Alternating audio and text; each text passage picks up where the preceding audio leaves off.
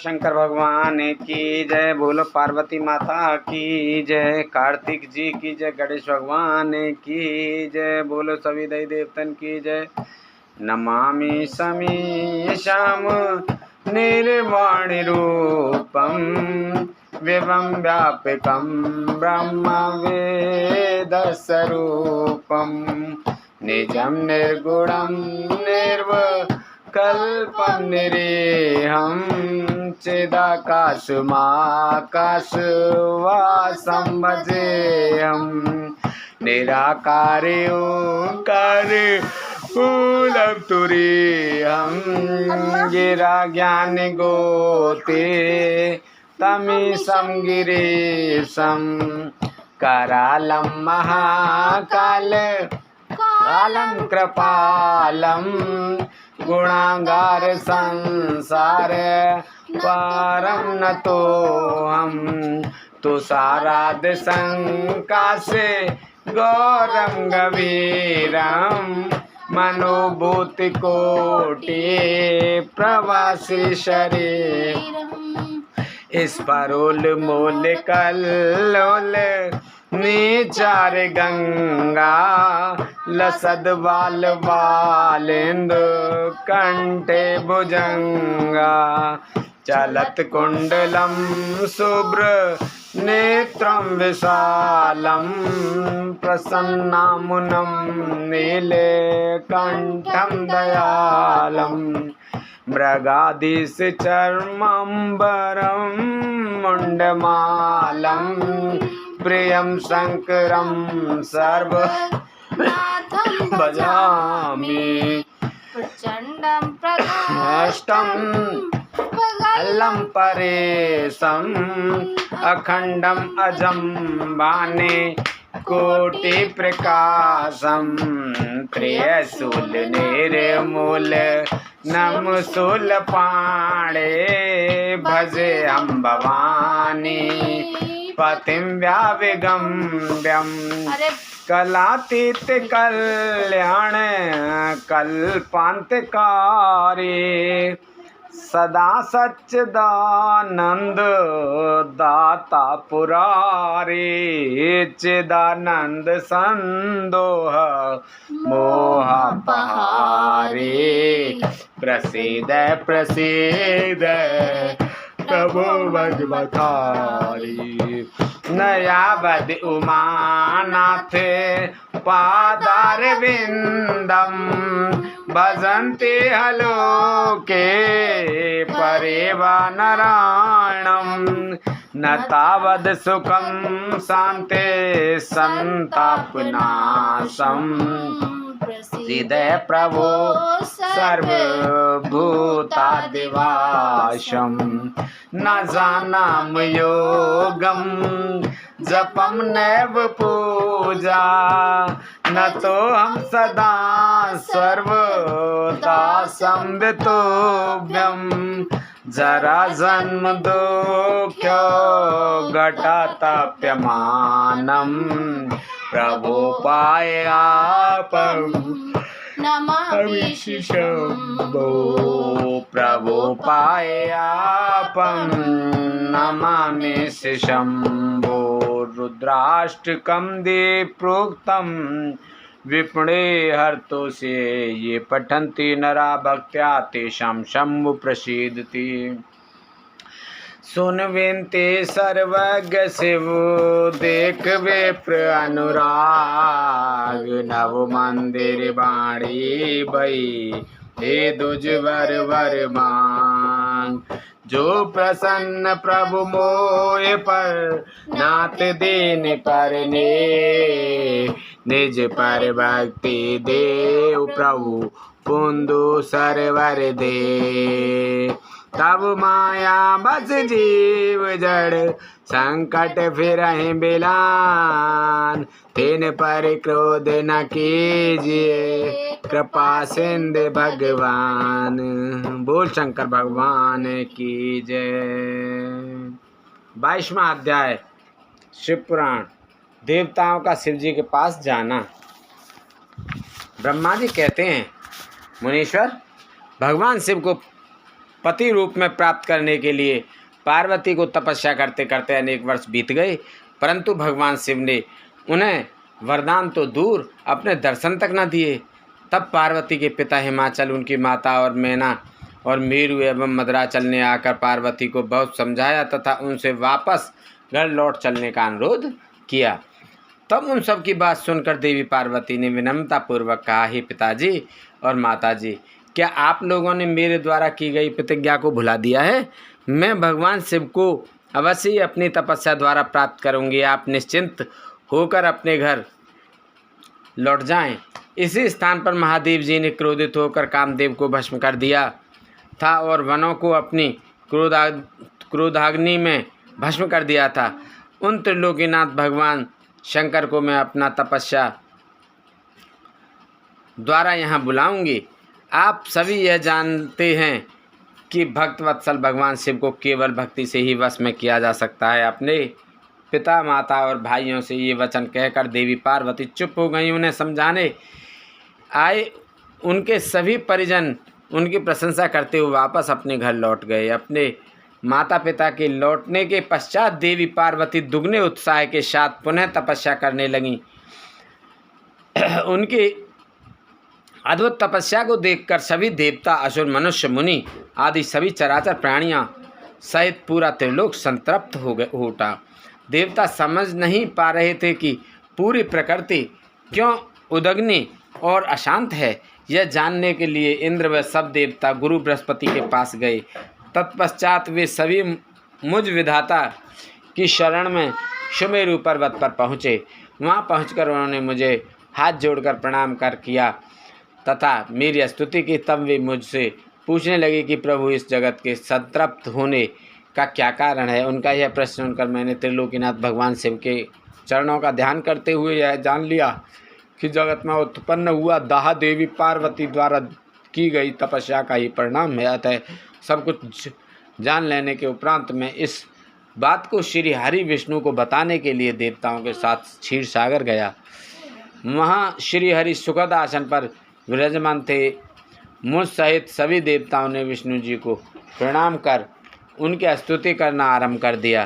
तत्पश्चात मैंने श्री हरि से कहा, हे हरि, देवी पार्वती के उग्र तप से संतप्त होकर हम सभी आपकी शरण में आए हैं। हम सबकी रक्षा कीजिए भगवान, हमें बचाइए। हमारी करुण पुकार सुनकर शेष सैया पर बैठे श्री हरि बोले, आज मैंने देवी पार्वती की इस घोर तपस्या का रहस्य जान लिया है, परंतु उनकी इच्छा को पूरा करना हमारे बस की बात नहीं है। अतः हम सब मिलकर त्रिलोकीनाथ भगवान शिव के पास चलते हैं। केवल वे ही हैं जो हमें इस विकट स्थिति से उबार सकते हैं। देवी पार्वती तपस्या के माध्यम से भगवान शिव को पति रूप में प्राप्त करना चाहते हैं। इसलिए भगवान शिव से यह प्रार्थना करनी चाहिए कि वे देवी पार्वती से विधिवत विवाह कर लें। हम सभी को इस विश्व का कल्याण करने के लिए भगवान शिव से पार्वती का पाणी ग्रहण करने का अनुरोध करना चाहिए। भगवान विष्णु की बात सुनकर सभी देवता भयभीत होते हुए बोले, भगवान से बहुत क्रोधी हो और हठी हैं। उनके नेत्र काल की अग्नि के समान दीप्त हैं। हम भूलकर भी भगवान शंकर के पास नहीं जाएंगे, उनका क्रोध सहा नहीं जाएगा। उन्होंने कामदेव को भस्म कर दिया था। हमें डर है कि कहीं क्रोध में वे हमें भी भस्म ना कर दें। हे नारद, इंद्रादि देवताओं की बात सुनकर लक्ष्मीपति श्री हरि बोले, तुम सब मेरी बातों को ध्यानपूर्वक सुनो। भगवान शिव समस्त देवताओं के स्वामी और भयों का नाश करने वाले हैं। तुम सबको मिलकर कल्याणकारी भगवान शिव की शरण में जाना चाहिए। भगवान शंकर पुराण पुरुष, सर्वेश्वर और परम तपस्वी हैं। हमें उनकी शरण में जाना ही चाहिए। भगवान विष्णु के इन वचनों को सुनकर सब देवता त्रिलोकीनाथ भगवान शिव का दर्शन करने के लिए उस स्थान की ओर चल पड़े जहाँ महादेव जी तपस्या कर रहे थे।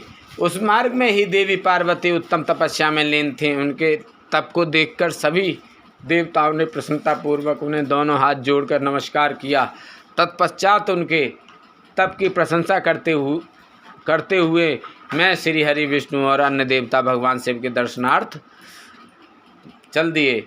वहाँ पहुंचकर हम सभी देवता कुछ दूरी पर खड़े हो गए और हमने तुम्हें भगवान शिव के करीब यह देखने के लिए भेजा कि वे कुपित हैं या प्रसन्न। नारद, तुम भगवान शिव के परम भक्त हो तथा उनकी कृपा से सदा निर्भय रहते हो, इसलिए तुम भगवान शिव के निकट गए तथा तुमने उन्हें प्रसन्न देखा। फिर तुम वापस लौटकर हम सभी के पास आए और तथा उनकी प्रसन्नता के बारे में हमें बताया। तब हम सब भगवान शिव के करीब गए। भगवान शिव सुखपूर्वक प्रसन्न मुद्रा में बैठे हुए थे। भक्तवत्सल भगवान शिव चारों ओर से अपने गणों से घिरे हुए थे और तपस्वी का रूप धारण करके युगपट पर आसीन थे।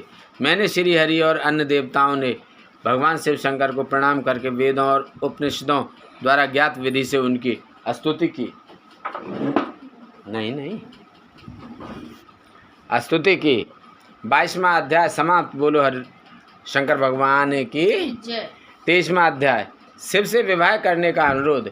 ब्रह्मा जी कहते हैं, हे नारद, देवताओं ने यहाँ पहुंचकर भगवान शिव को प्रणाम करके उनकी स्तुति की। वहाँ उपस्थित नंदीश्वर भगवान शिव से बोले, प्रभु, देवता और मुनि संकट में पड़कर आपकी शरण में आए हैं। सर्वेश्वर, आप उनका उद्धार करें। दयालु नंदी के इन वचनों को सुनकर भगवान शिव ने धीरे धीरे आँखें खोल दी। समाधि से विरत होकर परम ज्ञानी परमात्मा भगवान शंकर देवताओं से बोले, हे ब्रह्मा जी, हे श्री हरि विष्णु एवं अन्य देवताओं, आप सब यहाँ एक साथ क्यों आए हैं? आपके आने का क्या प्रयोजन है? आप सभी को साथ देखकर लगता है कि अवश्य ही कोई महत्वपूर्ण बात है, अतः आप मुझे उस बात से अवगत कराएं। भगवान शंकर के ये वचन सुनकर सभी देवताओं का भय पूर्णतः दूर हो गया और वे प्रसन्न होकर भगवान विष्णु को देखने लगे। तब श्री हरि विष्णु सभी देवताओं का प्रतिनिधित्व करते हुए भगवान शिव से बोले, भगवान शंकर, तारकासुर नामक दानव ने हम सभी देवताओं को बहुत दुखी कर रखा है। उसने हमें अपने अपने स्थानों से भी निकाल दिया है।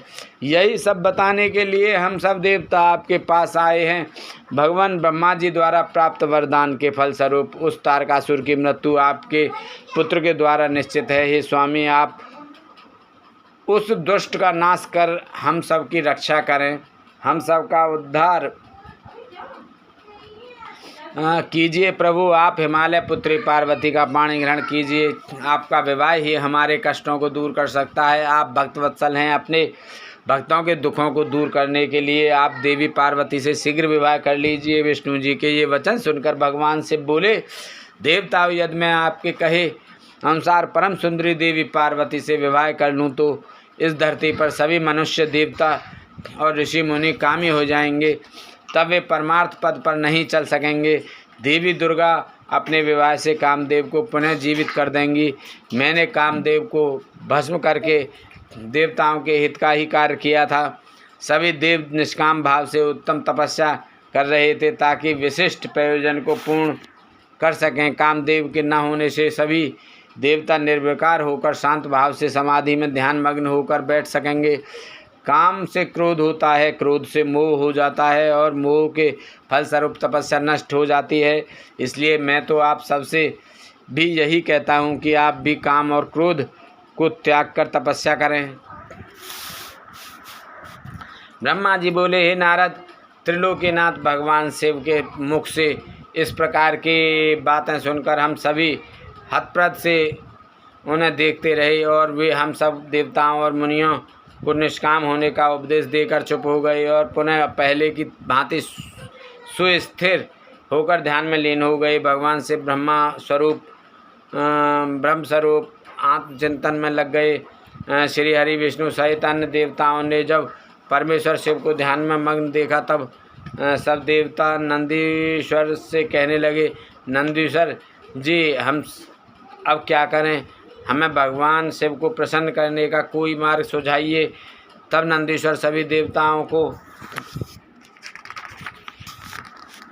संबोधित करते हुए बोले आप भक्तवत्सल भगवान शिव की प्रार्थना करते रहो, वे सदैव ही अपने भक्तों के वश में रहते हैं। तब नंदीश्वर की बात सुनकर देवता पुनः भगवान शिव की स्तुति करने लगे। वे बोले, हे देवादिदेव महादेव करुणा निधान भगवान शिव शंकर, हम दोनों हाथ जोड़कर आपकी शरण में आए हैं। आप हम सबके सभी दुखों और कष्टों को दूर कीजिए और हम सबका उद्धार कीजिए।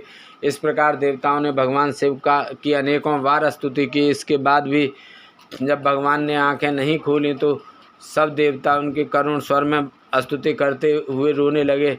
तब श्री हरि विष्णु मन ही मन भगवान शिव का स्मरण करने लगे और करुण स्वर में अपना निवेदन करने लगे। देवताओं, मेरे और श्री हरि विष्णु के बार बार निवेदन करने पर भगवान शिव की तंद्रा टूटी और उन्होंने प्रसन्नतापूर्वक अपनी आंखें खोल दी। तब भगवान शिव बोले, तुम सब एक साथ यहाँ किस लिए आए हो? मुझे इससे अवगत कराओ। श्री हरि विष्णु बोले, हे देवेश्वर, हे शिव शंकर, आप सर्वज्ञ हैं, सबके अंतर्यामी ईश्वर हैं। आप तो सब कुछ जानते हैं भगवान। आप हमारे मन की बात को अवश्य ही जानते होंगे। फिर भी यदि आप हमारे मुख से सुनना चाहते हैं तो सुने। तारक नामक असुर आजकल बड़ा बलशाली हो गया है। वह देवताओं को अनेकों प्रकार से कष्ट देता है। इसलिए हम सभी देवताओं ने देवी जगदम्बा से प्रार्थना कर उन्हें गिरिराज हिमालय की पुत्री पार्वती के रूप में अवतार ग्रहण कराया है। इसलिए ही हम बार बार आपकी प्रार्थना कर रहे हैं कि आप देवी पार्वती को पत्नी रूप में प्राप्त करें। ब्रह्मा जी के वरदान के अनुसार भगवान शिव और देवी पार्वती का पुत्र ही तारकासुर का वध कर हमें उसके आतंक से मुक्त करा सकता है। मुनिश्रेष्ठ नारद के उपदेश के अनुसार देवी पार्वती कठोर तपस्या कर रही हैं। उनके तपस्या के तेज के प्रभाव से समस्त चराचर जगत संतप्त हो गया है। इसलिए हे भगवान, आप पार्वती को वरदान देने के लिए जाइए। हे प्रभु, देवताओं पर आए इस संकट और उनके दुखों को मिटाने के लिए आप देवी पार्वती पर अपनी कृपा दृष्टि कीजिए। आपका विवाह उत्सव देखने के लिए हम सभी बहुत उत्साहित हैं। अतः प्रभु, आप शीघ्र ही विवाह बंधन में बंधकर हमारी इस इच्छा को भी पूरा करें। भगवान, आपने रति को जो वरदान प्रदान किया था उसके पूरा होने का भी अवसर आ गया है। अतः महेश्वर, आप अपनी प्रतिज्ञा को शीघ्र पूरा करें। ब्रह्मा जी बोले, हे नारद, ऐसा कहकर और प्रणाम करके विष्णु जी और अन्य देवताओं ने पुनः शिव जी की स्तुति की तत्पश्चात वे सब हाथ जोड़कर खड़े हो गए। तब उन्हें देखकर वेद मर्यादाओं के रक्षक भगवान शिव हंसकर बोले, हे हरे, हे विदे और हे देवताओं, मेरे अनुसार विवाह करना उचित कार्य नहीं है, क्योंकि विवाह मनुष्य को बांध कर रखने वाली बेड़ी है। जगत में अनेक कुरीतियाँ हैं, स्त्री का साथ उनमें से एक है। मनुष्य सभी प्रकार के बंधनों से मुक्त हो सकता है, परंतु स्त्री के बंधन से वह कभी मुक्त नहीं हो सकता। एक बार को लोहे और लकड़ी की बनी जंजीरों से मुक्ति मिल सकती है, परंतु विवाह एक ऐसी कैद है जिससे छुटकारा पाना असंभव है। विवाह मन को विषयों के वशीभूत कर देता है, जिससे मोक्ष की प्राप्ति असंभव हो जाती है। मनुष्य यदि सुख की इच्छा रखता है तो उसे इन विषयों को त्याग देना चाहिए। विषयों को विष के समान माना जाता है। इन सब बातों का ज्ञान होते हुए भी मैं आप सबकी प्रार्थना को सफल करूंगा, क्योंकि मैं सदैव ही अपने भक्तों के अधीन रहता हूँ। मैंने अपने भक्तों की रक्षा के लिए अनेक कष्ट सहे हैं। हे हरे और हे विधे, आप तो सब कुछ जानते ही हैं। मेरे भक्तों पर जब जब विपत्ति आती है तब तब मैं उनके सभी कष्टों को दूर करता हूँ। भक्तों के अधीन होने के कारण मैं उनके हित में अनुचित कार्य भी कर बैठता हूँ। भक्तों के दुखों को मैं हमेशा दूर करता हूँ। तारकासुर ने तुम्हें जो दुख दिए हैं उन्हें मैं भली भांति जानता हूँ, उनको मैं अवश्य ही दूर करूँगा। जैसा कि आप सभी जानते हैं, मेरे मन में विवाह करने की कोई इच्छा नहीं है, फिर भी पुत्र प्राप्ति हेतु मैं देवी पार्वती का पाणी ग्रहण अवश्य करूँगा। अब तुम सब देवता निर्भय होकर निडर होकर अपने अपने धाम को लौट जाओ। मैं तुम्हारे कार्य की सिद्धि अवश्य करूँगा। इसलिए अपनी सभी चिंताओं को त्याग कर सभी शहर से अपने घर जाओ। ऐसा कहकर भगवान शिव शंकर पुनः मौन हो गए और समाधि में बैठकर ध्यान में मग्न हो गए। तत्पश्चात विष्णु जी और मैं देवराज इंद्र सहित सभी देवता अपने अपने धामों को खुशी से लौट आए। 24वां अध्याय सप्त ऋषियों द्वारा पार्वती की परीक्षा। ब्रह्मा जी कहते हैं, देवताओं के अपने अपने निवास पर लौट जाने के उपरांत भगवान शिव पार्वती की तपस्या की परीक्षा लेने के विषय में सोचने लगे। वे अपने परात्पर माया रहित स्वरूप का चिंतन करने लगे। वैसे तो वे सर्वेश्वर और सर्वज्ञ हैं, वे ही सबके रचनाकार और परमेश्वर हैं। उस समय देवी पार्वती बहुत कठोर तप कर रही थीं। उस समय उस तपस्या को देखकर स्वयं भगवान शिव भी आश्चर्यचकित हो गए। उनकी अटूट भक्ति ने शिव जी को विचलित कर दिया। तब भगवान शिव ने सप्त ऋषियों का स्मरण किया। उनके स्मरण करते ही सातों ऋषि वहां आ गए। वे अत्यंत प्रसन्न थे और अपने सौभाग्य की सराहना कर रहे थे। उन्हें देखकर शिव जी हंसते हुए बोले, आप सभी परम हितकारी व सभी वस्तुओं का ज्ञान रखने वाले हैं। गिरिराज हिमालय की पुत्री पार्वती इस समय सुस्थिर होकर शुद्ध हृदय से गौरी शिखर पर्वत पर घोर तपस्या कर रही हैं। उनकी इस तपस्या का एकमात्र उद्देश्य मुझे पति रूप में प्राप्त करना है। उन्होंने अपनी सभी कामनाओं को त्याग दिया है। मुनिवरों, आप सब मेरी इच्छा से देवी पार्वती के पास जाएं और उनकी दृढ़ता का परीक्षा लें। भगवान शिव की आज्ञा पाकर सातों ऋषियों ने देवी पार्वती के तपस्या वाले स्थान पर चले गए। वहाँ देवी पार्वती तपस्या में लीन थीं। उनका मुख तप पुंज से प्रकाशित था। उन उत्तम व्रतधारी सप्तऋषियों ने हाथ जोड़कर मन ही मन देवी पार्वती को प्रणाम किया। तत्पश्चात ऋषि बोले, हे देवी गिरिराज नंदिनी, हम आपसे यह जानना चाहते हैं कि आप किस लिए यह तपस्या कर रही हैं। आप इस तप के द्वारा किस देवता को प्रसन्न करना चाहती हैं और आपको किस फल की इच्छा है।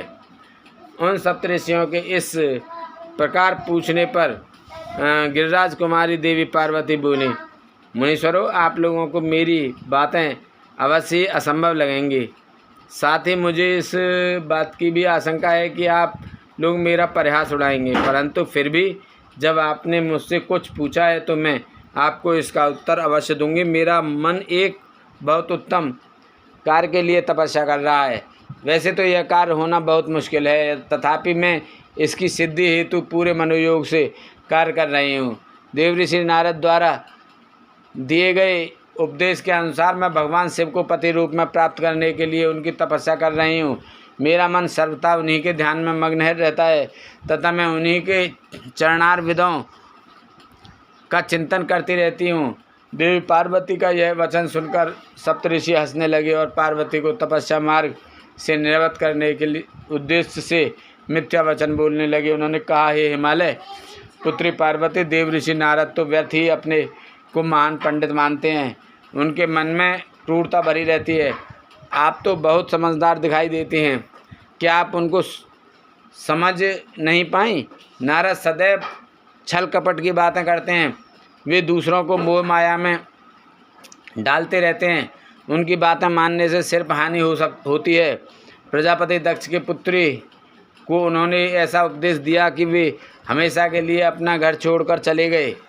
दक्ष के ही अन्य पुत्रों को भी उन्होंने बेघर कर दिया और वे भिखारी बन गए। विद्याधर चित्रकेतु का नारद ने घर उजाड़ दिया। प्रहलाद को भक्ति मार्ग पर चलवाकर और उन्हें अपना शिष्य बनाकर उन्होंने हिरण्यकश्यप से प्रहलाद पर बहुत से अत्याचार करवाए। मुनि नारद सदैव लोगों को अपनी मीठी मीठी वाणी द्वारा मोहित करते हैं, फिर अपने इच्छानुसार सबसे कार्य करवाते हैं।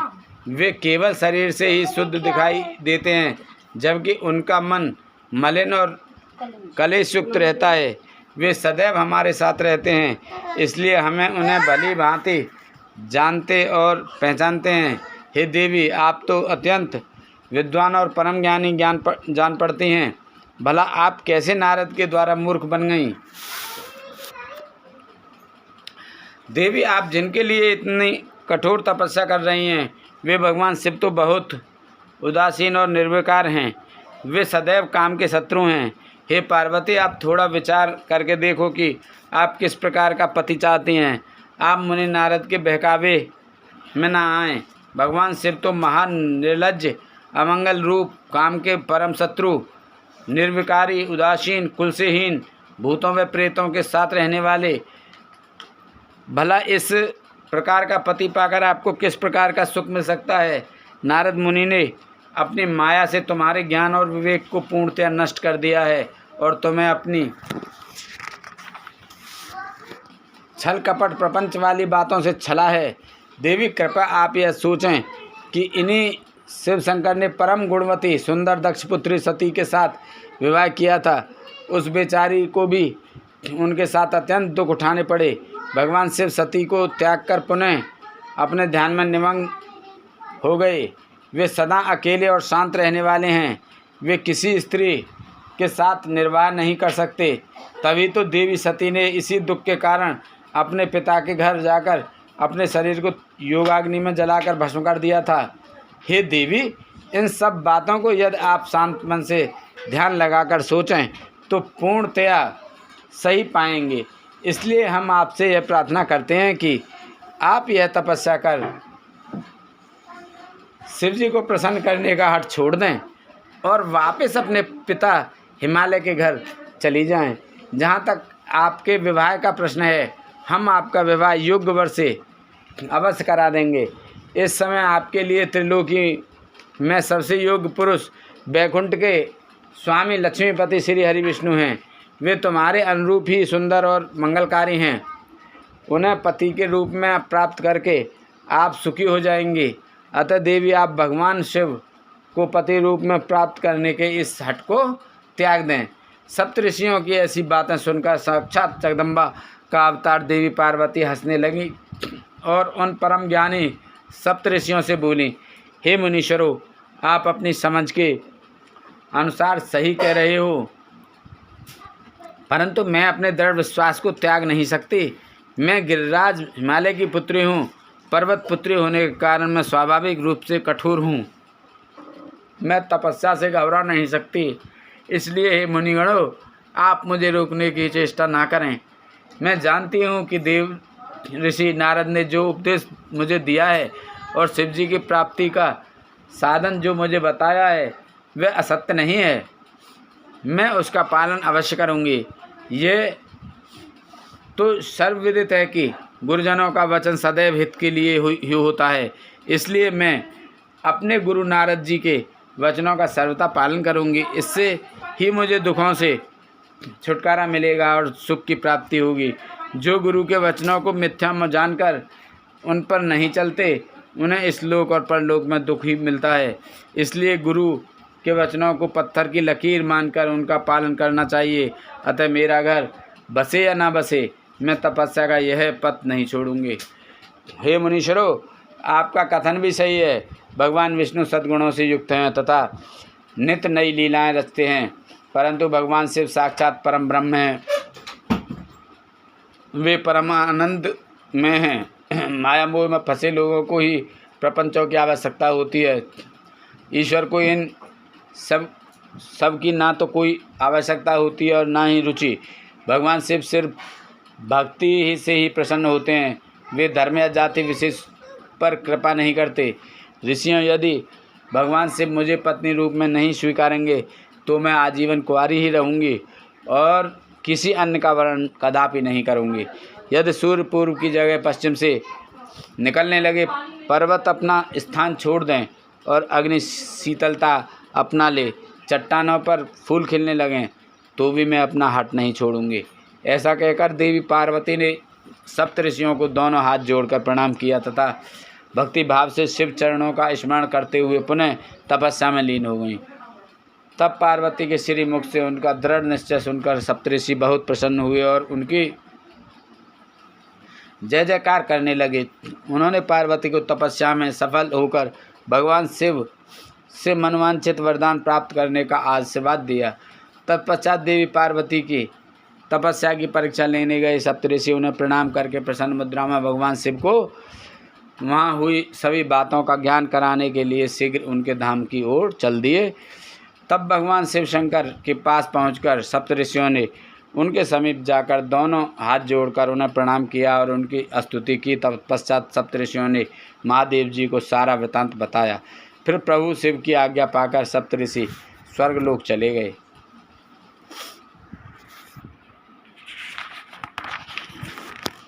25वां अध्याय शिव जी द्वारा पार्वती जी का तपस्या की परीक्षा करना।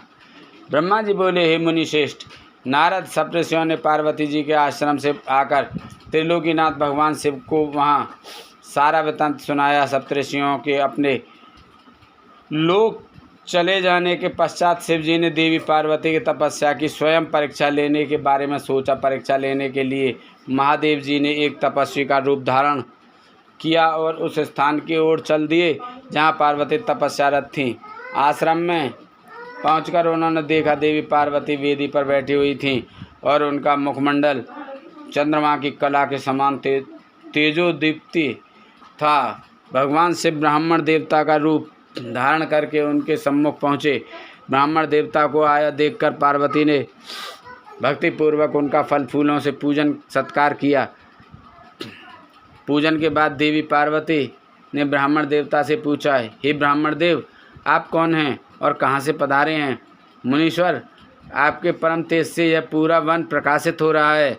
कृपा कर मुझे अपने यहाँ आने का कारण बताइए। तब ब्राह्मण रूप धारण किए हुए महादेव जी बोले, मैं इच्छानुसार विचरने वाला ब्राह्मण हूँ। मेरा मन प्रभु के चरणों का ही ध्यान करता है। मेरी बुद्धि सदैव उन्हीं का स्मरण करती है। मैं दूसरों को सुखी करके खुश होता हूँ। देवी, मैं एक तपस्वी हूँ, पर आप कौन हैं? आप किसकी पुत्री हैं और इस समय इस निर्जन वन में क्या कर रही हैं? हे देवी, आप इस दुर्लभ और कठिन तपस्या से किसे प्रसन्न करना चाहती हैं? तपस्या या तो ऋषि मुनि करते हैं या फिर भगवान के चरणों में ध्यान लगाना वैद्यों का काम होता है। भला इस तरुणावस्था में आप क्यों घर के ऐसो आराम को त्याग कर ब्रह्मचर्य का पालन करती हुई तपस्विनी का जीवन जी रही हैं? आप किस तपस्वी की धर्मपत्नी हैं और पति के समान तप कर रही हैं? हे देवी, अपने बारे में मुझे जानकारी दीजिए कि आपका क्या नाम है और आपके पिता का क्या नाम है। किस प्रकार आप तप के प्रति आसक्त हो गईं? क्या आप वेद माता गायत्री हैं, लक्ष्मी हैं अथवा सरस्वती हैं? देवी पार्वती बोली, हे मुनिश्रेष्ठ, ना तो मैं वेद माता गायत्री हूँ, न लक्ष्मी और ना ही सरस्वती हूँ। मैं गिरिराज हिमालय की पुत्री पार्वती हूँ।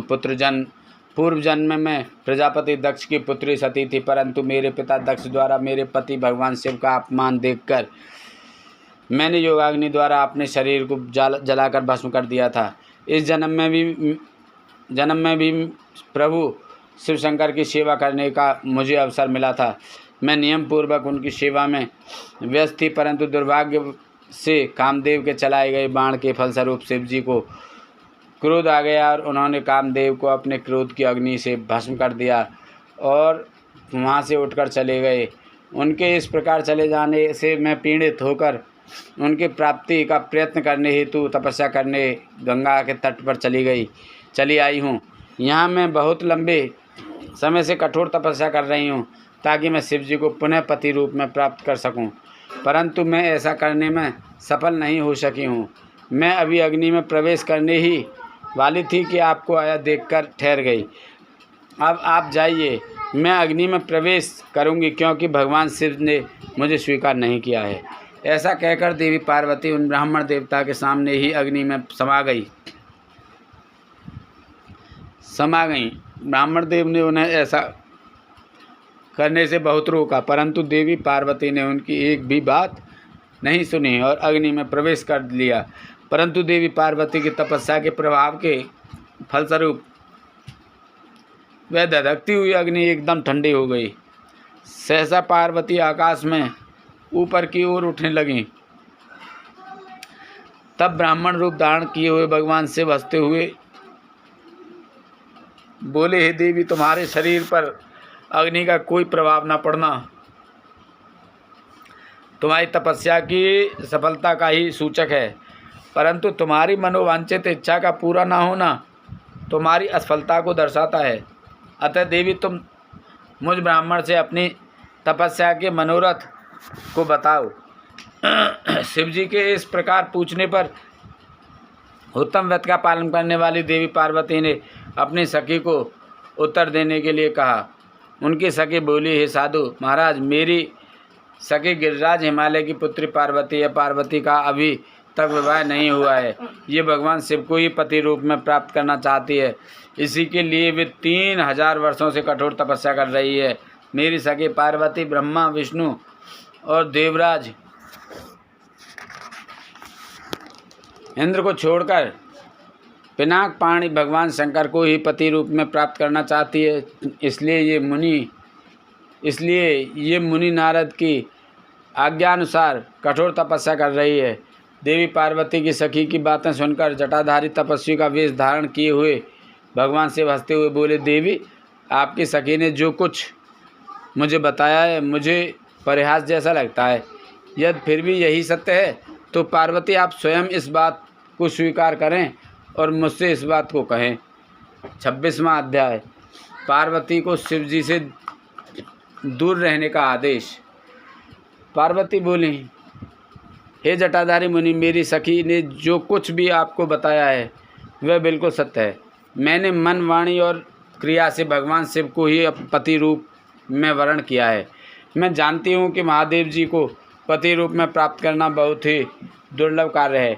फिर भी मेरे हृदय में और मेरे ध्यान में सदैव वे ही निवास करते हैं। अतः उन्हीं की प्राप्ति के लिए ही मैंने इस तपस्या के कठिन मार्ग को चुना है। यह सब ब्राह्मण को बताकर देवी पार्वती चुप हो गईं। उनकी बातों को सुनकर ब्राह्मण देवता बोले, हे देवी, अभी कुछ समय पूर्व तक मेरे मन में यह जानने की प्रबल इच्छा थी कि क्यों आप कठोर तपस्या कर रही हैं, परंतु देवी, आपके मुख से यह सब सुनकर मेरी जिज्ञासा पूरी तरह शांत हो गई है। देवी, आपके किए गए कार्य के अनुरूप ही इसका परिणाम होगा, परंतु यदि यह तुम्हें सुख देता है तो यही करो।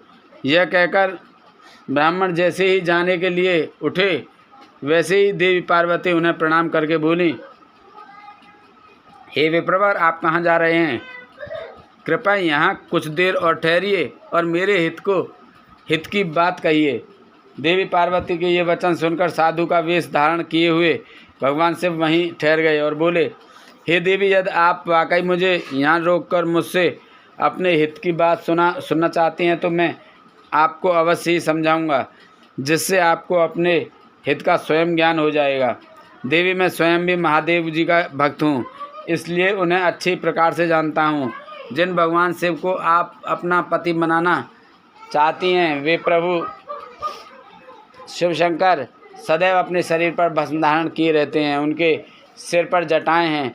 शरीर पर वस्त्रों के स्थान पर वे बाघ की खाल पहनते हैं और चादर के स्थान पर वे हाथी की खाल ओढ़ते हैं। हाथ में भीख मांगने के लिए कटोरे के स्थान पर खोपड़ी का प्रयोग करते हैं। सांपों के अनेक झुंड अनेक शरीर पर सदा लिपटे रहते हैं। जहर को वे पानी की भांति पीते हैं। उनके नेत्र लाल रंग के और अत्यंत डरावने लगते हैं। उनका जन्म कब, कहाँ और किससे हुआ, यह आज तक भी कोई नहीं जानता। वे घर गृहस्थी के बंधनों से सदा ही दूर रहते हैं। उनकी 10 भुजाएं हैं। देवी, मैं यह नहीं समझ पाता हूँ कि शिवजी को अपना पति क्यों बनाना चाहती हो। आपका विवेक कहाँ चला गया है?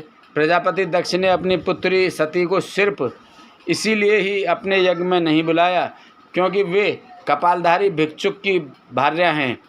उन्होंने अपने यज्ञ में शिव के अतिरिक्त सभी देवताओं को भाग दिया। इसी अपमान से क्रोधित होकर सती ने अपने प्राणों को त्याग दिया था।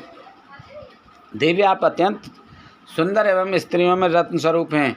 आपके पिता गिरिराज हिमालय समस्त पर्वतों के राजा हैं। फिर क्यों आप इस उग्र तपस्या द्वारा भगवान शिव को पति रूप में पाने का प्रयास कर रही हैं? क्यों आप सोने की मुद्रा के बदले कांच को खरीदना चाहती हैं? सुगंधित चंदन को छोड़कर अपने शरीर पर कीचड़ क्यों मलना चाहती हैं? सूर्य के तेज को छोड़कर क्यों जुगनू की चमक पाना चाहती हैं? सुंदर मुलायम वस्त्रों को त्याग कर क्यों चमड़े से अपने शरीर को ढकना चाहती हैं? क्यों राजमहल को छोड़कर वनों और जंगलों में भटकना चाहती हैं? आपकी बुद्धि को क्या हो गया है जो आप देवराज इंद्र एवं अन्य देवताओं को, जो कि रत्नों के भंडार के समान हैं, छोड़कर लोहे के अर्थात शिव जी को पाने की इच्छा करती हैं। सच तो यह है कि इस समय मुझे आपके साथ शिव जी का संबंध परस्पर विरुद्ध दिखाई दे रहा है। कहाँ आप और कहाँ महादेव जी। आप चंद्रमुखी हैं तो शिव जी पंचमुखी। आपके नेत्र कमलदल के समान हैं तो शिव जी के 3 नेत्र सदैव क्रोधित दृष्टि ही डालते हैं। आपके केस अत्यंत सुंदर हैं जो कि काली घटाओं के समान प्रतीत होते हैं। वहीं भगवान शिव के सिर के जटाजूट के विषय में सभी जानते हैं। आप सुंदर कोमल साड़ी धारण करती हैं तो शिव जी कठोर हाथी की खाल का उपयोग करते हैं। आप अपने शरीर पर चंदन का लेप करती हैं तो वे हमेशा अपने शरीर पर चिता की भस्म लगाए रखते हैं। आप अपनी शोभा बढ़ाने हेतु दिव्य आभूषण धारण करती हैं तो शिव जी के शरीर पर सदैव सर्प लिपटे रहते हैं। कहाँ मृदंग की मधुर ध्वनि, कहाँ डमरू की डमडम। देवी पार्वती महादेव जी सदा भूतों की दी हुई बलि को स्वीकार करते हैं। उनका यह रूप इस योग्य नहीं है कि उन्हें अपना सर्वांग सौंपा जा सके। देवी आप परम सुंदरी हैं। आपका यह अद्भुत और उत्तम रूप शिव जी के योग्य नहीं है। आप ही सोचें, यदि उनके पास धन होता तो क्या वे इस तरह नंगे रहते। सवारी के नाम पर उनके पास एक पुराना बैल है। कन्या के लिए योग्य वर ढूंढते समय वर की जिन जिन विशेषताओं और गुणों को देखा परखा जाता है, शिव जी में वह कोई भी गुण मौजूद नहीं है। और तो और आपके प्रिय कामदेव जी को भी उन्होंने अपनी क्रोधाग्नि से भस्म कर दिया था। साथ ही उस समय आपको छोड़कर चले जाना आपका अनादर करना ही था। हे देवी, उनकी जात पात, ज्ञान और विद्या के बारे में सभी अनजान हैं। पिशाच ही उनके सहायक हैं। उनके गले में विष दिखाई देता है। वे सदैव सबसे अलग थलग रहते हैं। इसलिए आपको भगवान शिव के साथ अपने मन को कदापि नहीं जोड़ना चाहिए। आपके और उनके रूप और सभी गुण अलग अलग हैं जो कि परस्पर एक दूसरे के विरोधी जान पड़ते हैं। इसी कारण मुझे आपका और महादेव जी का संबंध रुचिकर नहीं लगता है। फिर भी जो आपकी इच्छा हो वैसा ही करो। वैसे मैं तो यह चाहता हूँ कि आप असत की ओर से अपना मन हटा लें। यदि यह सब नहीं करना चाहती हैं तो आपकी इच्छा, जो चाहो करो। अब मुझे और कुछ नहीं कहना है। उन ब्राह्मण मुनि की बातों को सुनकर देवी पार्वती बहुत दुखी हुई। अपने प्राण प्रिय त्रिलोकीनाथ शिव के विषय में कठोर शब्दों को सुनकर उन्हें बहुत बुरा लगा। वे मन ही मन क्रोधित हो गईं, लेकिन मन ही मन यह भी सोच रही थी कि शिव के सौंदर्य को स्थूल दृष्टि से देखने परखने का प्रयास करने वाले कैसे जान सकते हैं। संसारी व्यक्ति मंगल अमंगल को अपने सुख के साथ जोड़कर देखता है, वह सत्य को कहाँ देख पाता है। इस तरह विवेक द्वारा अपने मन को समझा बुझाकर अपने को संयत करते हुए देवी पार्वती कहने लगी। 27वां अध्याय, पार्वती जी का क्रोध से ब्राह्मण को फटकारना। पार्वती बोली, हे ब्राह्मण देवता, मैं तो आपको परम ज्ञानी महात्मा समझ रही थी, परंतु आपका भेद मेरे सामने पूर्णतः खुल चुका है। आपने शिव जी के विषय में मुझे जो कुछ भी बताया है वह मुझे पहले से ही ज्ञात है, पर यह सब बातें सर्वथा झूठ हैं। इनमें सत्य कुछ भी नहीं है। आपने तो कहा था कि आप शिव जी की अच्छे प्रकार से जानते हैं। आपकी बातें सुनकर लगता है कि आप झूठ बोल रहे हैं, क्योंकि ज्ञानी मनुष्य कभी भी त्रिलोकीनाथ भगवान शिव के विषय में कोई भी अप्रिय बात नहीं कहते हैं। यह सही है कि लीलावश शिव जी कभी कभी अद्भुत वेश धारण कर लेते हैं, परंतु सच्चाई तो यह है कि वे साक्षात परम ब्रह्म हैं। वे ही परमात्मा हैं। उन्होंने स्वेच्छा से ऐसा वेश धारण किया है। हे ब्राह्मण, आप कौन हैं जो ब्राह्मण का रूप धार कर मुझे छलने के लिए यहाँ आए हैं? आप ऐसी अनुचित व असंगत बातें करके एवं तर्क वितर्क करके क्या साबित करना चाहते हैं? मैं भगवान शिव के स्वरूप को भली भांति जानती हूँ। वास्तव में शिव जी निर्गुण ब्रह्म हैं। समस्त गुण ही जिनका स्वरूप हों, भला उनकी जाति कैसे हो सकती है? शिव जी तो सभी विद्याओं का आधार हैं, भला फिर उनको विद्या से क्या काम हो सकता है। पूर्व काल में भगवान शिव ने श्री हरि विष्णु को संपूर्ण वेद प्रदान किए थे, जो चराचर जगत के पिता हैं। उनके भक्त जन मृत्यु को भी जीत लेते हैं, जिनके द्वारा इस प्रकृति की उत्पत्ति हुई है। जो सभी तत्वों के आरंभ के विषय में जानते हैं, उनकी आयु का माप कैसे किया जा सकता है। भक्त वत्सल शिव जी सदा ही अपने भक्तों के वश में ही रहते हैं। वे अपने भक्तों को प्रसन्न होने पर प्रभु शक्ति, उत्साह शक्ति और मंत्र शक्ति नामक अक्षय शक्तियाँ प्रदान करते हैं। उनके परम चरणों का ध्यान करके ही मृत्यु को जीता जा सकता है। इसलिए शिव जी को मृत्युंजय नाम से जाना जाता है। भगवान शिव की कृपा प्राप्त करके विष्णु जी को विष्णुत्व, ब्रह्मा जी को ब्रह्मतत्व और अन्य देवताओं को देवतत्व की प्राप्ति हुई है। भगवान शिव महाप्रभु हैं। ऐसे करुणामयी कल्याणमयी भगवान शिव की आराधना करने से ऐसा कौन सा मनोरथ है जो सिद्ध नहीं हो सकता। उनकी सेवा न करने से मनुष्य 7 जन्मों तक दरिद्र होता है। वहीं दूसरी ओर उनका भक्तिपूर्वक पूजन करने से सदैव के लिए लक्ष्मी की प्राप्ति होती है। भगवान शिव के समक्ष 8 सिद्धियां सिर झुकाकर इसलिए नृत्य करती हैं कि भगवान उनसे सदा संतुष्ट रहें। भला ऐसे भगवान शिव के लिए कोई भी वस्तु कैसे दुर्लभ हो सकती है। भगवान शिव का स्मरण करने से ही सबका मंगल होता है। इनकी पूजा के प्रभाव से ही उपासक की सभी कामनाएं सिद्ध हो जाती हैं।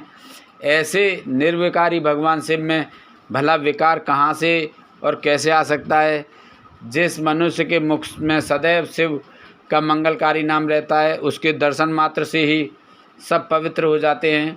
आपने कहा था कि वे अपने शरीर पर चिता की भस्म लगाते हैं, यह पूर्णतया सत्य है। परंतु उनके शरीर पर लगी हुई यह भस्म जब जमीन पर गिरकर झड़ती है, तो क्यों सभी देवता उस भस्म को अपने मस्तक पर लगाकर अपने को धन्य समझते हैं। अर्थात उनके स्पर्श मात्र से ही अपवित्र वस्तु भी पवित्र हो जाती है। भगवान शिव ही इस जगत के पालनकर्ता, सृष्टिकर्ता और संहारक हैं। भला उन्हें कैसे साधारण बुद्धि द्वारा जाना जा सकता है। उनके निर्गुण रूप को आप जैसे लोग कैसे जान सकते हैं। दुराचारी और पापी मनुष्य भगवान शिव के स्वरूप को नहीं समझ सकते। जो मनुष्य अपने अहंकार और अज्ञानता के कारण शिव तत्व की निंदा करते हैं, उसके जन्म का सारा पुण्य भस्म हो जाता है। हे ब्राह्मण, आपको ज्ञानी महात्मा जानकर मैंने आपकी पूजा की है, परंतु आपने शिव जी की निंदा करके अपने साथ साथ मुझे भी पाप का भागी बना दिया है। आप घोर शिवद्रोही हैं। शास्त्रों में बताया गया है कि शिवद्रोही का दर्शन हो जाने पर शुद्धिकरण हेतु स्नान करना चाहिए तथा प्रायश्चित करना चाहिए। यह कहकर देवी पार्वती का क्रोध और बढ़ गया और वे बोली, अरे दुष्ट, तुम तो कह रहे थे कि तुम शंकर को जानते हो, परंतु सच तो यह है कि तुम उन सनातन शिव जी को नहीं जानते हो। भगवान शिव परम ज्ञानी, सत्पुरुषों के प्रियतम व सदैव निर्विकार रहने वाले हैं। वे मेरे अभिष्ट देव हैं। ब्रह्मा और विष्णु भी सदा महादेव जी को नमन करते हैं। सारे देवताओं द्वारा शिव जी को आराध्य माना जाता है। काल भी सदा उनके अधीन रहता है। वे भक्तवत्सल शिव शंकर ही सर्वेश्वर हैं और हम सबके परमेश्वर हैं। वे दीन दुखियों पर अपनी कृपा दृष्टि बनाए रखते हैं। उन्हीं महादेव जी को पति के रूप में प्राप्त करने हेतु मैं शुद्ध हृदय से इस वन में घोर तपस्या कर रही हूँ कि वे मुझे अपनी कृपा दृष्टि से कृतार्थ कर मेरे मन की इच्छा पूरी करें। ऐसा कहकर देवी पार्वती चुप हो गईं और निर्विकार होकर पुनः शांत मन से शिव जी का ध्यान करने लगीं। उनकी बातों को सुन ब्राह्मण देवता ने जैसे ही कुछ कहना चाहा। पार्वती ने मुँह फेर लिया और अपनी सखी विजया से बोली, सखी, इस अधम ब्राह्मण को रोको। यह बहुत देर से मेरे आराध्य प्रभु शिव की निंदा कर रहा है। अब पुनः उनके ही विषय में कुछ बुरा भला कहना चाहता है। शिव निंदा करने वाले के साथ साथ शिव निंदा सुनने वाला भी पाप का भागी बन जाता है। अतः भगवान शिव के उपासकों को शिव निंदा करने वाले का वध कर देना चाहिए। यदि शिव निंदा करने वाला कोई ब्राह्मण हो तो उसका त्याग कर देना चाहिए तथा उस स्थान से दूर चले जाना चाहिए। यह दुष्ट ब्राह्मण है, अतः हम इसका वध नहीं कर सकते, इसलिए हमें इसका तुरंत त्याग कर देना चाहिए। हमें इसका मुंह भी नहीं देखना चाहिए। हम सब आज इसी समय इस स्थान को छोड़कर किसी दूसरे स्थान पर चले जाते हैं ताकि इस अज्ञानी ब्राह्मण से पुनः हमारी भेंट न हो। इस प्रकार कहकर देवी पार्वती ने जैसे ही कहीं और चले जाने के उद्देश्य से अपना पैर आगे बढ़ाया, वैसे ही भगवान शिव अपने साक्षात रूप में उनके सामने प्रकट हो गए। देवी पार्वती ने अपने ध्यान के दौरान शिव के जिस स्वरूप का स्मरण किया था, शिवजी ने उन्हें उसी रूप में के साक्षात दर्शन करा दिए। साक्षात भगवान शिव शंकर को इस तरह अनायास ही अपने सामने पाकर गिरजानंदिनी पार्वती का सिर शर्म से झुक गया। तब भगवान शिव देवी पार्वती से बोले, हे प्रिय, आप मुझे यहाँ अकेला छोड़कर कहाँ जा रही हैं? देवी, मैं आपकी इस कठोर तपस्या से अत्यंत प्रसन्न हुआ हूँ। मैंने सभी देवताओं एवं ऋषियों मुनियों से आपकी तपस्या और दृढ़ निश्चय की प्रशंसा सुनी, इसलिए आपकी परीक्षा लेने के ठानकर मैं आपके सामने चला आया हूँ। अब आप मुझसे कुछ भी मांग सकती हैं, क्योंकि मैं जान चुका हूँ आप अप्रतिम सौंदर्य की प्रतिमा होने के साथ साथ ज्ञान, बुद्धि और विवेक का अनूठा संगम है। आज आपने अपने उत्तम भक्ति भाव से मुझे अपना खरीदा हुआ दास बना लिया है। सुस्थिर चित्त वाली देवी गिरजा, मैं जान गया हूँ कि आप ही मेरे सनातन पत्नी हैं। मैंने अनेकों प्रकार से बार बार आपकी परीक्षा ली है। हे देवी, मेरे इस अपराध को आप क्षमा कर दें। हे शिवे, इन तीनों लोकों में आपके समान अनुरागिणी कोई ना है, न थी और न होगी। मैं आपके अधीन हूँ। देवी, आपने मुझे पति बनाने का उद्देश्य मन में लेकर ही यह कठिन तपस्या की है, अतः आपकी इस इच्छा को पूरा करना मेरा धर्म है। देवी, मैं शीघ्र ही आपका पाणी ग्रहण कर आपको अपने साथ कैलाश पर्वत पर ले जाऊंगा। देवादिदेव महादेव जी के इन वचनों को सुनकर गिरजानंदिनी पार्वती के आनंद की कोई सीमा न रही। वे अत्यंत प्रसन्न हुई। हर्षातिरेक से उनका तपस्या करते हुए सारा कष्ट पल में ही दूर हो गया। उनकी सारी थकावट तुरंत ही दूर हो गई। पार्वती अपनी तपस्या की सफलता और त्रिलोकीनाथ भक्तवत्सल महादेव जी के साक्षात दर्शन पाकर कृतार्थ हो गईं और उनके सभी दुख कलेश पल भर में दूर हो गए। 28वां अध्याय शिव पार्वती संवाद।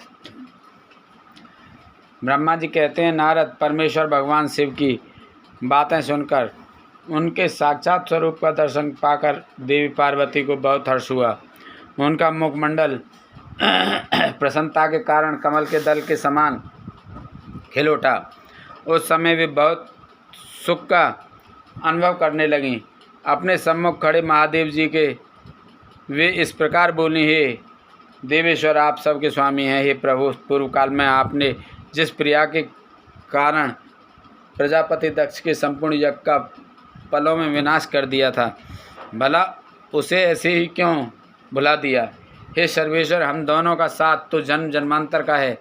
प्रभु, इस समय मैं समस्त देवताओं की प्रार्थना से प्रसन्न होकर उनको तारकासुर के दुखों से मुक्ति दिलाने के लिए पार्वती के राजा हिमालय की पत्नी देवी मैना के गर्भ से उत्पन्न हुई हूँ। आपको ज्ञात ही है कि आपको पुनः पति रूप में प्राप्त करने हेतु ही मैंने यह कठोर तपस्या की है।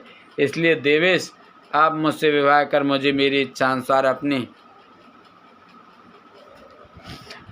पत्नी बना लें। भगवान आप तो अनेक लीलाएं रचते हैं। अब आप मेरे पिता शैलराज हिमालय और मेरी माता मैना के समक्ष चलकर उनसे मेरा हाथ मांग लीजिए।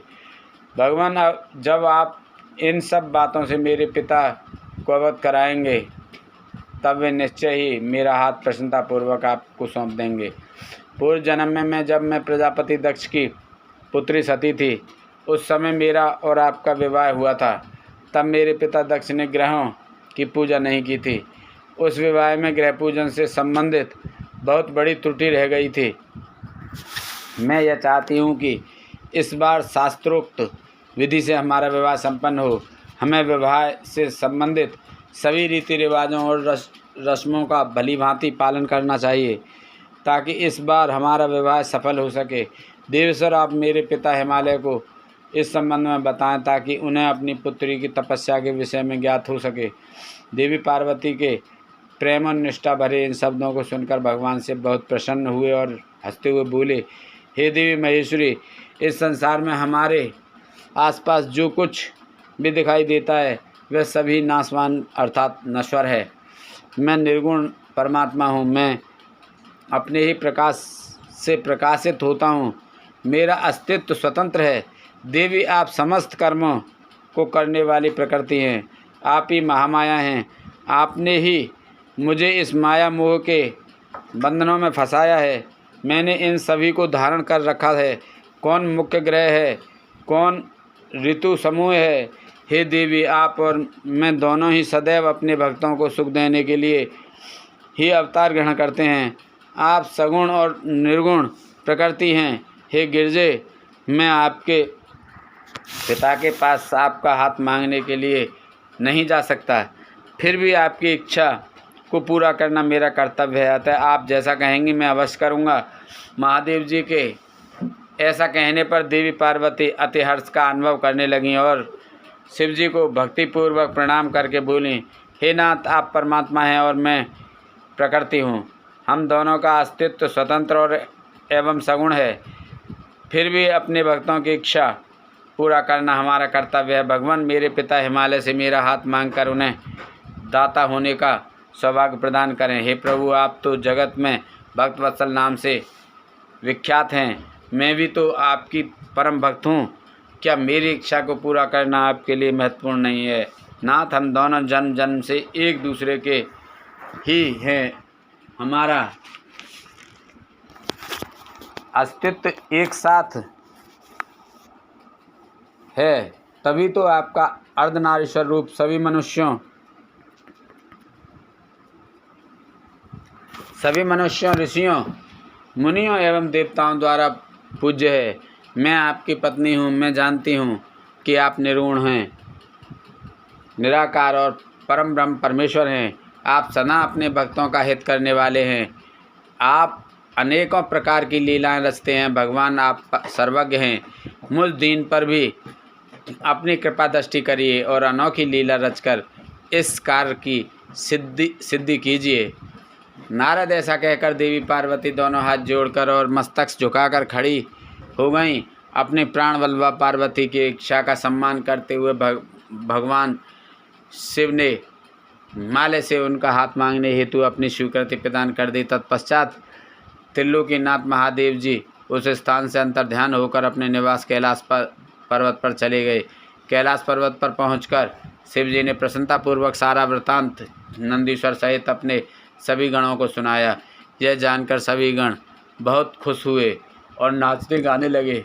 उस समय वहाँ महान उत्सव होने लगा। उस समय सभी खुश थे और आनंद का वातावरण था। 29वां अध्याय शिव जी द्वारा हिमालय से पार्वती को मांगना। ब्रह्मा जी बोले, हे महामुनि नारद, भगवान शिव के वहाँ से अंतर्ध्यान हो जाने के उपरांत देवी पार्वती भी अपनी सखियों के साथ प्रसन्नतापूर्वक अपने पिता के घर की ओर चल दी। उनके आने का शुभ समाचार सुनकर देवी मैना और हिमालय बहुत प्रसन्न हुए और तुरंत सिंहासन से उठकर देवी पार्वती से मिलने के लिए चल दिए। उनके सभी भाई भी उनके जय जयकार करते हुए उनसे मिलने के लिए आगे चले गए। देवी पार्वती अपने नगर के निकट पहुँची।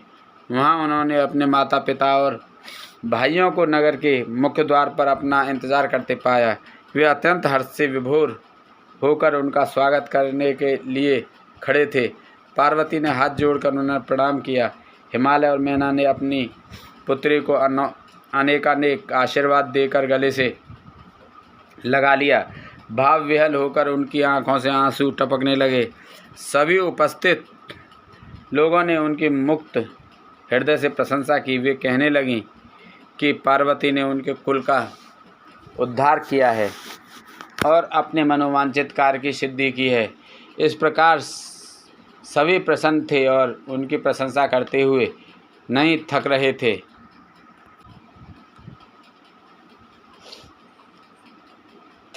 लोगों ने सुगंधित पुष्पों, चंदन एवं अन्य सामग्रियों से देवी पार्वती का पूजन किया।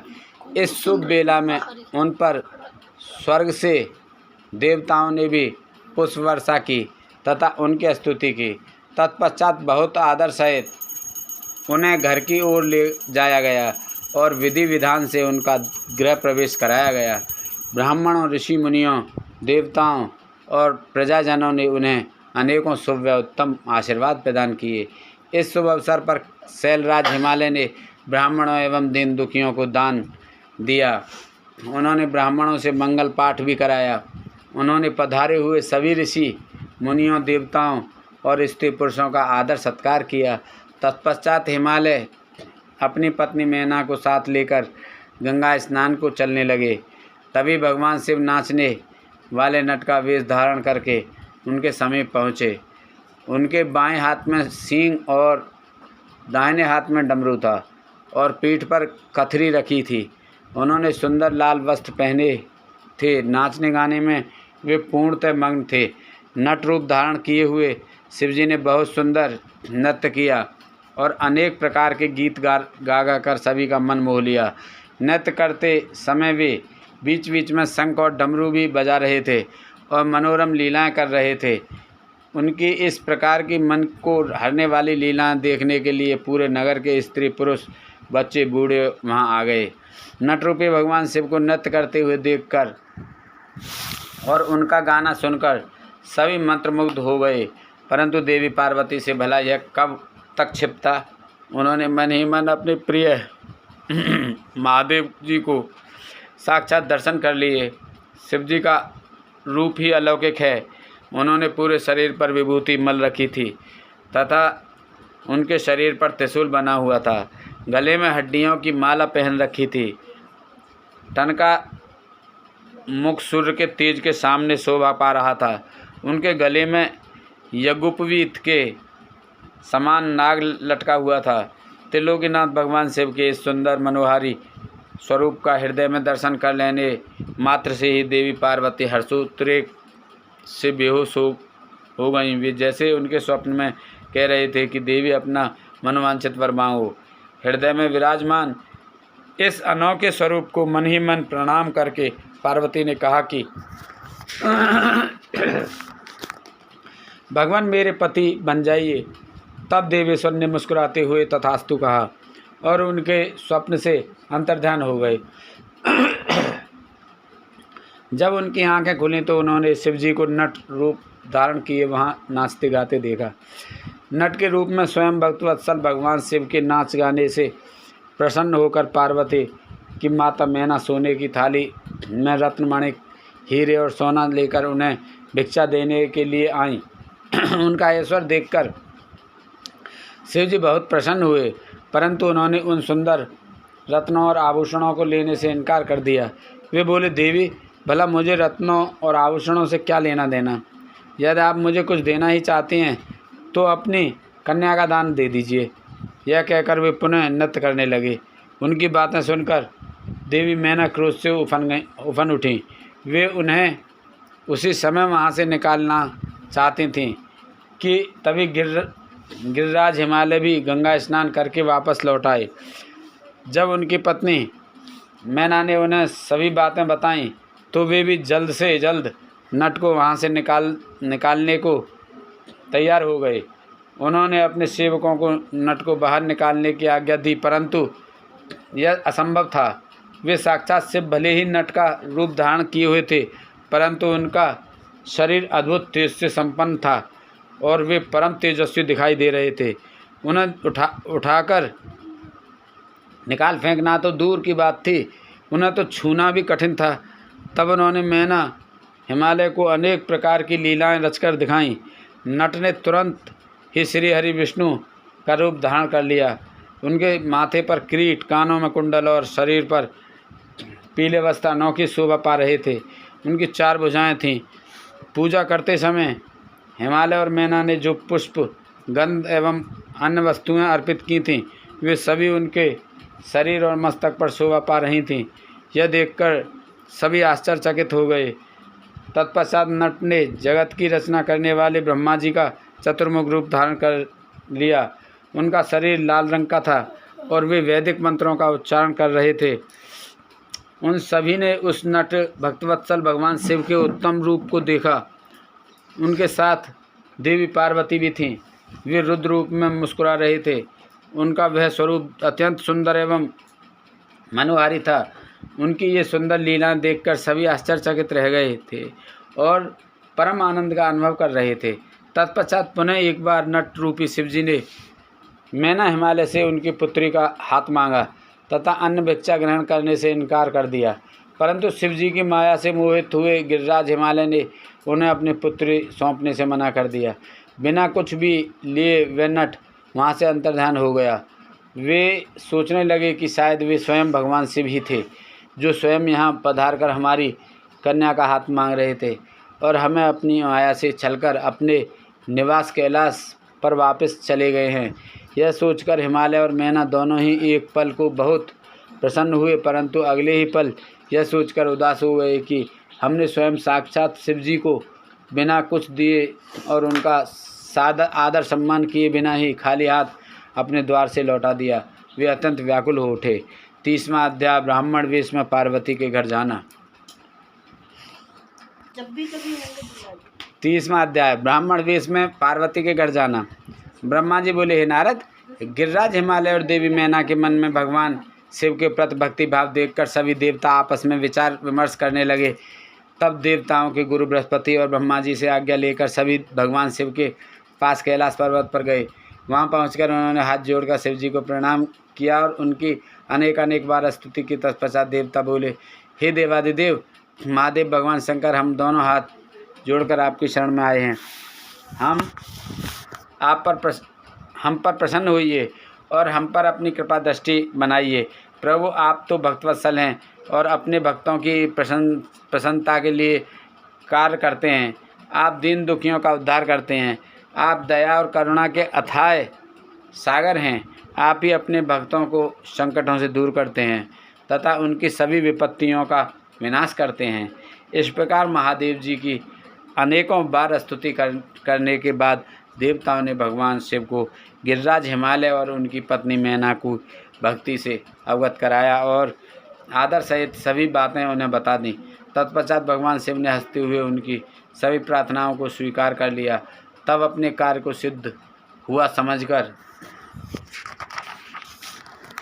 सभी देवता प्रसन्नता पूर्वक अपने अपने धाम लौट गए। जैसा कि सभी जानते हैं कि भगवान शिव को लीलाधारी कहा जाता है। वे माया के स्वामी हैं। पुनः वे शैलराज हिमालय के घर गए। उस समय राजा हिमालय अपनी पुत्री पार्वती सहित सभा भवन में बैठे हुए थे। उन्होंने ऐसा रूप धारण किया कि वे कोई ब्राह्मण अथवा साधु संत जान पड़ते थे। उनके हाथ में दंड व छत्र था। शरीर पर दिव्य वस्त्र तथा माथे पर तिलक शोभा पा रहा था। उनके गले में सालग्राम तथा हाथ में स्फटिक की माला थी। वे मुक्त कंठ से हरिनाम जप रहे थे। उन्हें आया देखकर पर्वतों के राजा हिमालय तुरंत उठकर खड़े हो गए और उन्होंने ब्राह्मण को भक्तिभाव से साष्टांग प्रणाम किया। देवी पार्वती अपने प्राणेश्वर भगवान शिव को तुरंत पहचान गईं। उन्होंने उत्तम भक्तिभाव से सिर झुकाकर उनकी स्तुति की।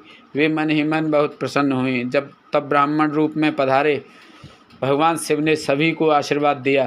तत्पश्चात हिमालय ने उन ब्राह्मण देवता की पूजा आराधना की और उन्हें मधु पर्क आदि पूजन सामग्री भेंट की, जिसे शिवजी ने प्रसन्नतापूर्वक ग्रहण किया। तत्पश्चात पार्वती के पिता हिमालय ने उनकी उनका कुशल समाचार पूछा और बोले, हे विप्रवर, आप कौन हैं? यह प्रश्न सुनकर वे ब्राह्मण देवता बोले, हे गिरिश्रेष्ठ, मैं वैष्णव ब्राह्मण हूँ और भूतल पर भ्रमण करता रहता हूँ। मेरी गति मन के समान है, एक पल में यहाँ तो दूसरे पल में वहाँ। मैं सर्वज्ञ परोपकारी शुद्ध आत्मा हूँ। मैं ज्योतिषी हूँ और भाग्य की सभी बातें जानता हूँ। क्या हुआ है, क्या होने वाला है, यह सब कुछ मैं जानता हूँ। मुझे ज्ञात हुआ है कि आप अपनी दिव्य सुलक्षणा पुत्री पार्वती को, जो कि सुंदर एवं लक्ष्मी के समान है, आश्रय विहीन, कुरूप और गुणहीन महेश्वर शिव को सौंपना चाहते हैं। वे शिव जी तो मरघट में रहते हैं, उनके शरीर पर हर समय सांप लपटे रहते हैं और वे अधिक समय योग और ध्यान में ही बिताते हैं। वे नंग धड़ंग होकर ही इधर उधर भटकते फिरते हैं। उनके पास पहनने के लिए वस्त्र भी नहीं है। आज कोई उनके कुल के विषय में भी नहीं जानता है। वे स्वभाव से ही बहुत उग्र हैं। बात बात पर उन्हें क्रोध आ जाता है। वे अपने शरीर पर सदा भस्म लगाए रहते हैं। सिर पर उन्होंने जटाजूट धारण कर रखा है। ऐसे अयोग्य वर को, जिसमें अच्छा और रुचिकर कहने लायक कुछ भी नहीं है, आप क्यों अपनी पुत्री का जीवन साथी बनाना चाहते हैं? आपका यह सोचना कि शिव ही आपकी पुत्री के योग्य हैं, सर्वथा गलत है। आप तो महान ज्ञानी हैं। आप नारायण कुल में उत्पन्न हुए हैं। भला आपकी सुंदर पुत्री को वरों की क्या कमी हो सकती है? उस परम सुंदरी से विवाह करने को अनेकों देशों के महान वीर, बलशाली, सुंदर, स्वस्थ राजा और राजकुमार सहर्ष तैयार हो जाएंगे। आप तो समृद्धशाली हैं। आपके घर में भला किस वस्तु की कमी हो सकती है? परंतु शैलराज, जहाँ आप अपनी पुत्री को ब्याहना चाह रहे हैं, वे बहुत निर्धन, यहाँ तक कि उनके भाई बंधु भी नहीं हैं। वे सर्वथा अकेले हैं। गिरिराज हिमालय आपके पास अभी समय है, अतः आप अपने भाई बंधुओं, पुत्रों व अपनी प्रिय पत्नी देवी मैना से इस विषय में सलाह कर लें, परंतु अपनी पुत्री पार्वती से इस विषय में कोई सलाह न लें, क्योंकि वे शिव के गुण दोषों के बारे में कुछ भी नहीं जानती हैं। ऐसा कहकर ब्राह्मण देवता तो वास्तव में साक्षात भगवान शिव ही थे। हिमालय का आदर सत्कार ग्रहण करके आनंदपूर्वक वहाँ से अपने धाम को चले गए। बोलो शंकर भगवान की जय, बोल पार्वती माता की जय, बोलो गणेश भगवान की जय, बोल कार्तिक जी की जय। ओम जय शिवे ओंकारा, स्वामी भज शिवे ओंकारा, ब्रह्मा विष्णु सदा शिव, ब्रह्मा विष्णु सदा शिव, अर्धांगिनी धारा। ओम जय शिवे ओंकारा, एकानन चतुरानन पंचानन राज, स्वामी पंचानन राज, हंसानन गरुड़ासन, हंसानन गरुड़ासन, रसवाहन साज। ओम जय शिवे ओंकारा, दो भुज चार चतुर्भुज, दस भुज अति सोहे, स्वामी दस भुज अति सोहे, तेरे गुण रूप निरखता, तेरे गुण रखता, त्रिभुवन जग मोहे।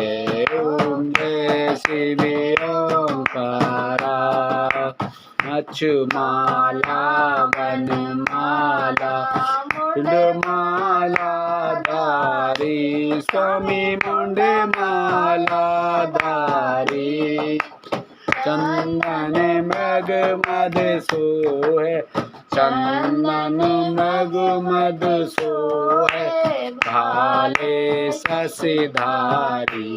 जय शिवे ओंकारा,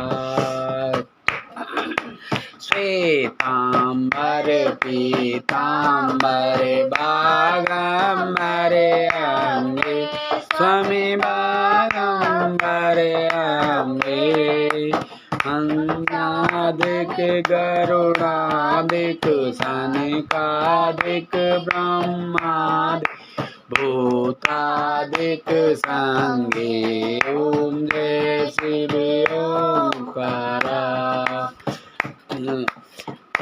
करके मध्य कमंडल चक्र त्रिशूलधारी स्वामी चक्र त्रिशूलधारी सुखहारी दुखहारी सुखकारी दुखहारी जग पालनकारी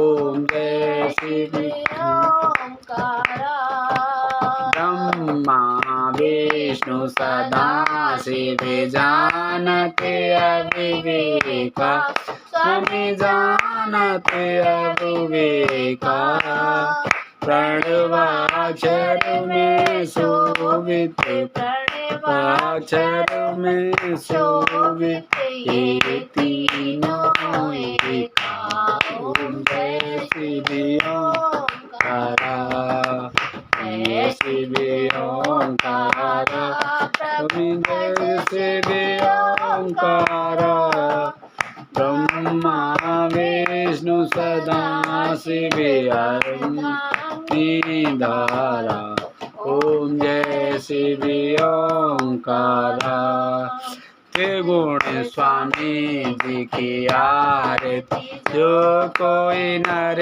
गावे स्वामी प्रेम सहित गावे कहते शिवानंद स्वामी भजते हरि हर स्वामी मन वांछित फल पावे जय शिव ओंकारा जय शिव ओंकारा स्वामी भज शिव ओंकारा ब्रह्मा विष्णु सदा शिव ब्रह्मा विष्णु सदा शिव हर धामनी धारा ओम जय शिव ओंकारा।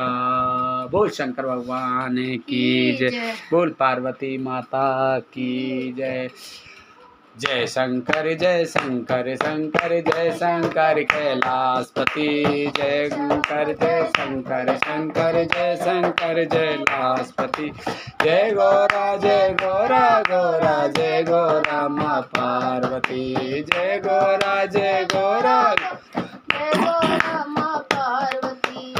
शंकर शंकर जय शंकर कैलाशपति जय शंकर जय नमामि शंकर जय शंकर कैलाशपति जय गौरा गौरा जय गौरा माँ पार्वती जय गौरा गौरा जय गौरा माँ पार्वती जय शंकर जय नमामि शंकर जय शंकर कैलाशपति जय शंकर जय शंकर कैलाशपति जय गौरा गौरा जय गौरा माँ पार्वती जय गौरा जय गौरा माँ पार्वती जय शंकर शंकर जय शंकर कैलाशपति जय शंकर जय शंकर कैलाशपति जय गौरा गौरा जय गौरा माँ पार्वती